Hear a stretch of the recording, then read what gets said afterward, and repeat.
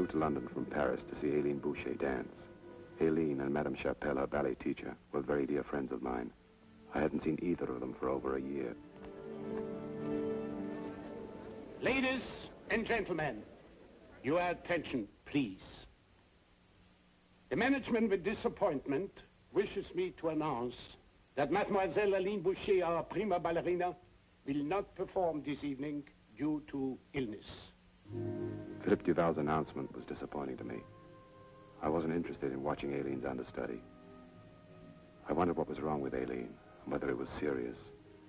And I decided not to wonder. I decided to go to her house and find out.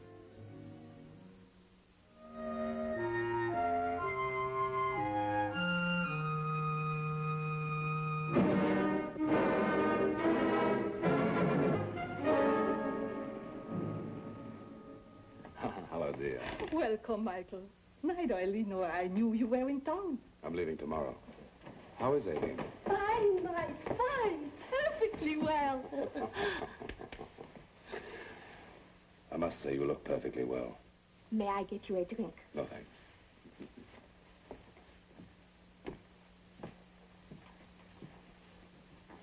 What brings you to London, Michael? Aileen, I had a free day. I thought it would be good to see Aileen dance again.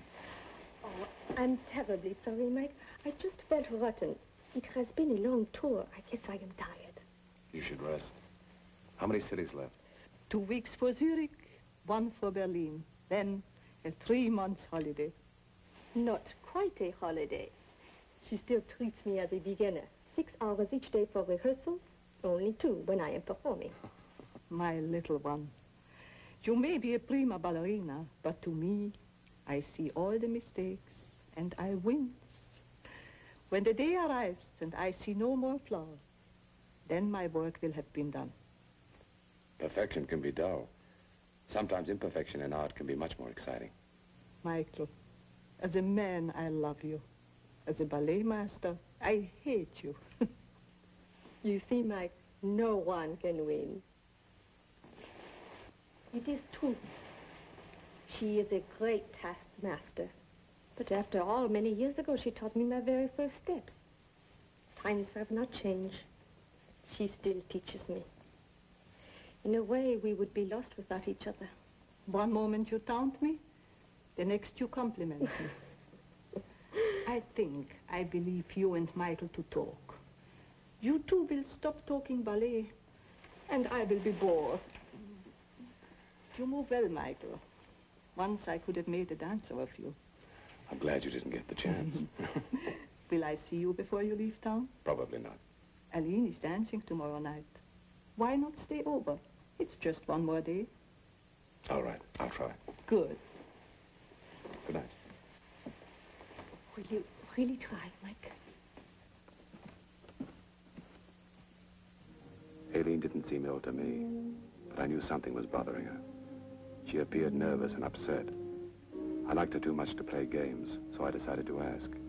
I said, Aileen, what's the matter? What's wrong? Wrong? Absolutely nothing, Mike. What could there be? I'd say a lot. I'd say you just lied to me. Please, stay for a while. Just a little while. Tell me why. Because I am afraid. At first, I ignored it. And then, little by little, I began to become afraid. In the past 3 months, I've missed almost as many performances as I have danced. Like tonight? Yes, like tonight and like many nights. I believe the letters and I am afraid. What letters? They're all in the desk. They all say the same thing. They threaten death. Oh. Unless what? Unless I give up dancing and retire. It's probably some jealous ballerina. If I could only be sure. Mike, could you stay for a while? Don't worry. We'll work something out. I'll get a good night's sleep. I'll talk to you tomorrow. I feel better just knowing you're near. Can you meet me tomorrow at the theater about 11:30 and watch rehearsal? Sure. Where are you staying? At the Dorchester. Good night. Don't worry, huh? I will.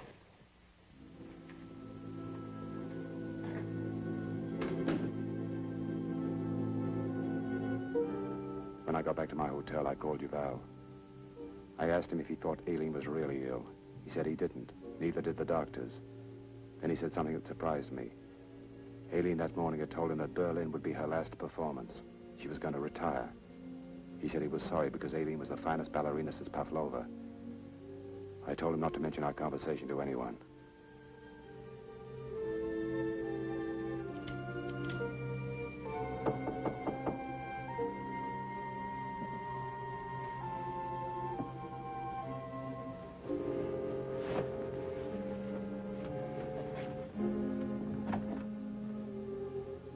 Madame Chappelle.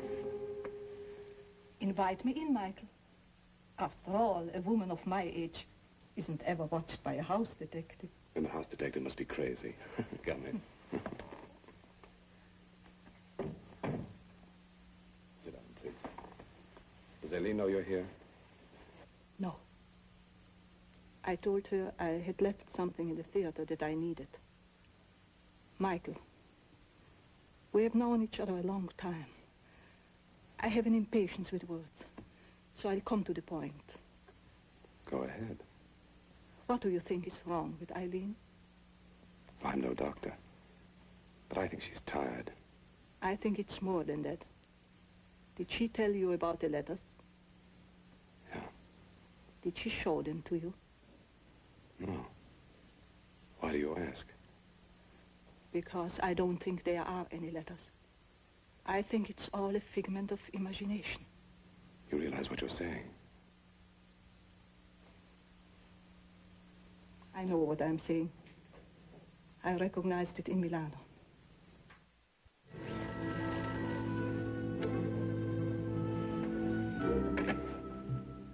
Hello. Hello. Michael, you must come over right away. It's Darren. What's happened? Not over the phone. I need you. I'll be right there.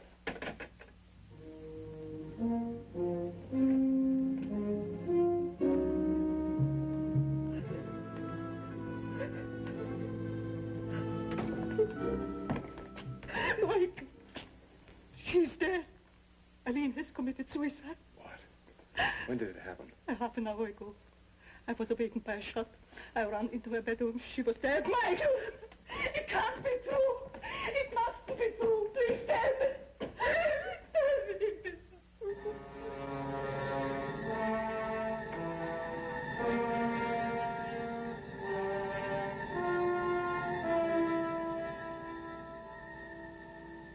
It was true. Aileen was dead. And I thought of the threats that had driven her to suicide. I felt sick and angry inside. And I promised myself one thing. Whoever had caused her death was going to pay. And pay big. We better call the police. I already have.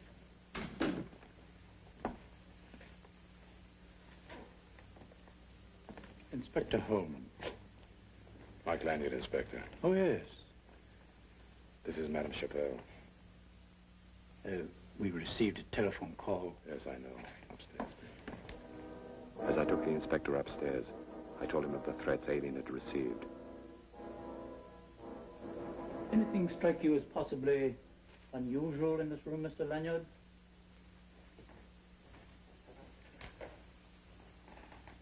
You mean the distance of the gun from the hand and the bed?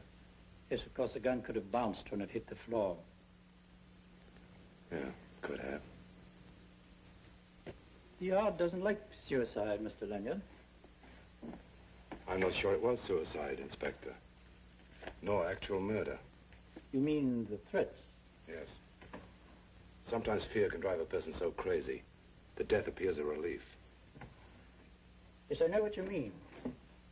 A threat is sometimes the most terrible crime of all. Yes, this is part of what you mean.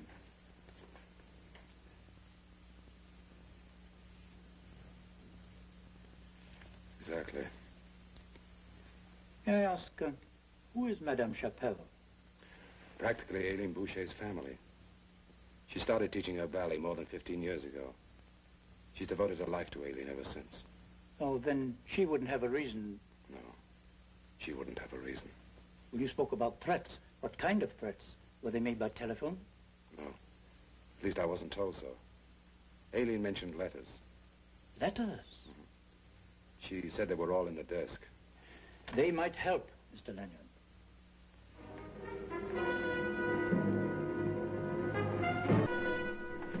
There are no letters. You remember, Michael? I told you. Told him what, Madame Chapelle? Aileen is dead now. Otherwise, I wouldn't say it. Aileen has been ill. She has been imagining things. There were never any letters. Why are you so positive? She was my child, my life. There has never been room for a secret. I opened all our mail every morning since she was a little girl. Had I seen a letter, I would have taken it to the police. I understand, Madame. I have a few questions I would like you to answer, providing you feel up to it. Otherwise, it can wait until morning. It's better to talk, even to a stranger, than to sit still and think. Very well. To whom did the gun belong? Aileen, she bought it in Milan. Why in Milan? That's when she began talking of threats. She said the gun gave her security. Well, now, this may be rather a difficult question, Madame, but who might profit by Mademoiselle Boucher's death? Profit? You make her sound like a bank bull. Aileen was prudent. Her fortune is considerable. I know it has been willed to her father. But the loss is greater than the profit. The world no longer will see a girl who could dance like an angel and who the gods had gifted with an almost incomparable talent. I, Inspector, understand and inherit that loss. Don't you think that's enough for now, Inspector? You're right, Mr. Lanyard. There are a few details to take care of. Meanwhile, I suggest that Madame Chapelle be given a sedative. Yeah. It's very possible I'll need you tomorrow, Mr. Lanyard. If so, where may you be reached? At the Dorchester. Next day I went to the theater to see Philippe Duval. Come in.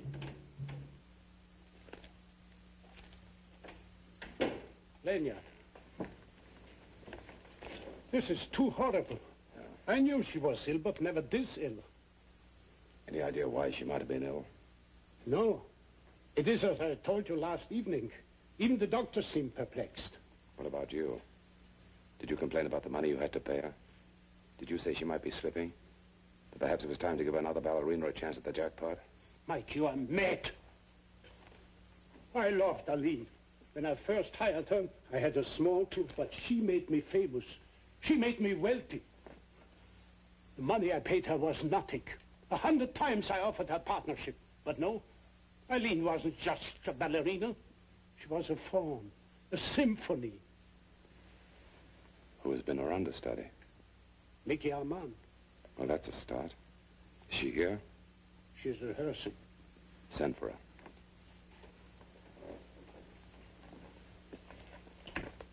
Send Nicky Armand to my office right away.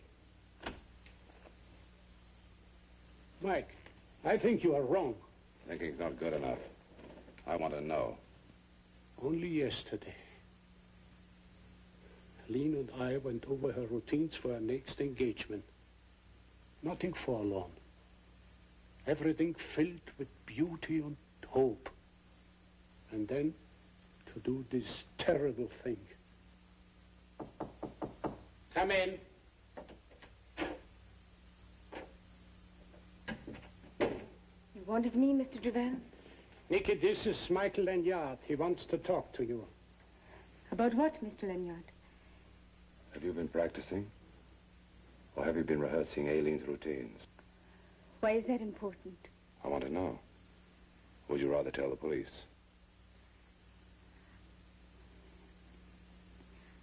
I've been rehearsing Aileen's dances. You didn't waste much time, did you? Why should I? For 2 years I've understudied her. For 2 years I've watched her every move.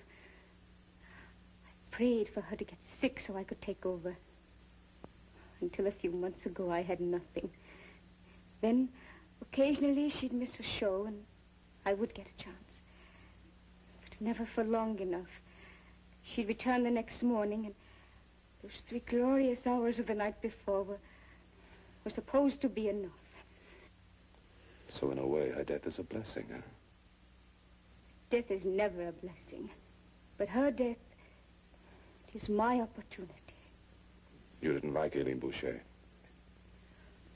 At first, I loved her. Then I learned to hate her. I hated her great talent. I hated her making difficult dances look easy. Yes, Mr. Lanyard, I hated Aileen. When I read in the newspapers this morning about her, I felt no sorrow. Nicky, I'm shocked. Don't be shocked. I've hated you, too. You had eyes for no one but Aileen. Every time you criticized, you praised Aileen. Do you know what it is to burn with ambition? And you didn't threaten her? You didn't write her a letter? I hated Aileen, but I never threatened her. All I ever wanted was a chance. I know in time I will dance well. I know I will never be as great as Elaine. Perhaps no one will ever be as great.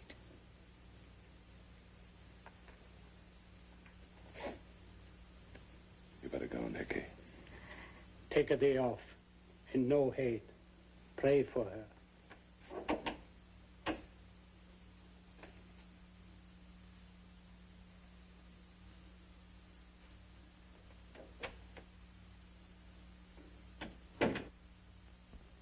She told you the truth. I know. And I know why Aileen is dead. Why she committed suicide? No. Why she was murdered.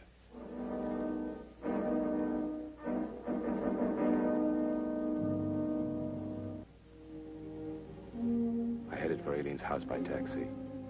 I had an idea, but I wanted to be wrong. Madame Chappelle was still asleep from the sedative she'd been given. I had a hunch that somewhere in this house was the evidence I needed to prove Aileen's death wasn't suicide. I started upstairs to find proof of murder. I had found Madame Chappelle's diary, and I'd read it twice. It told a brutal story and explained many things. I wondered how people are able to kill those they love. Fortunately for me, the person who could give me that answer was still alive. Have I been asleep long, Michael? For many hours. How do you feel? Lonely. I learned something today. What? Aileen didn't commit suicide.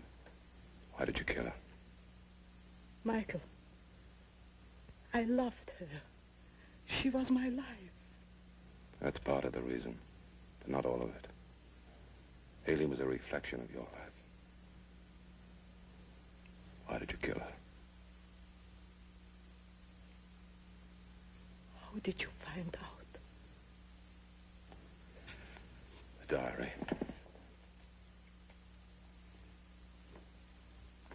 You wrote, "Tonight in Milano, Aileen was without a peer. She must die."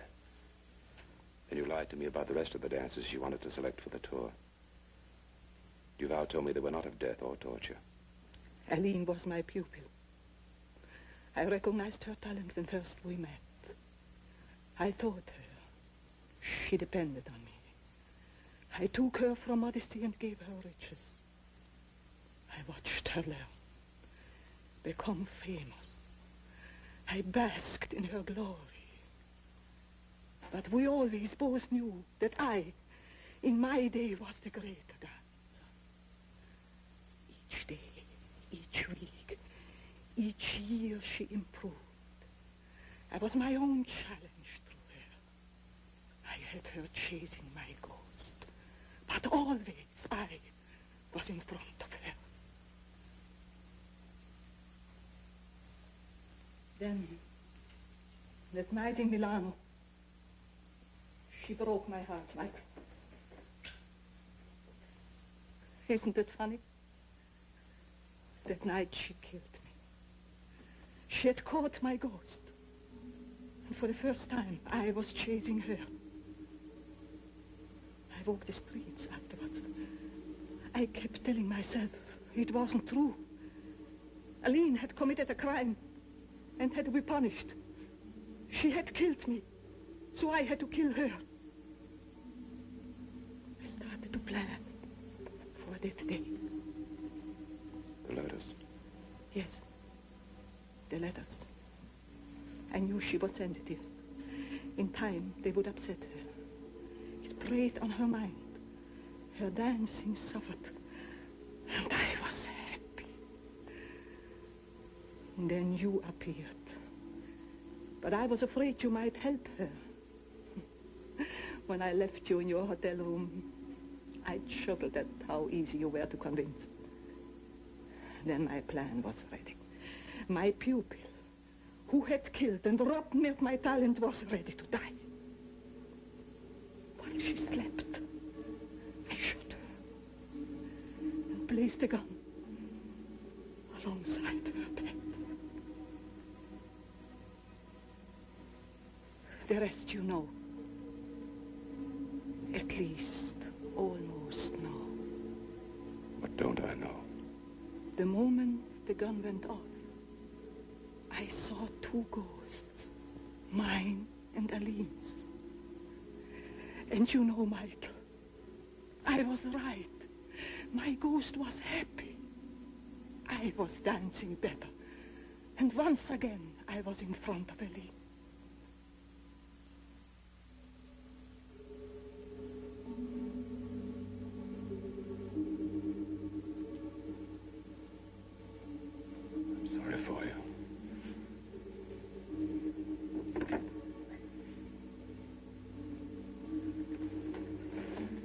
Scotland Yard.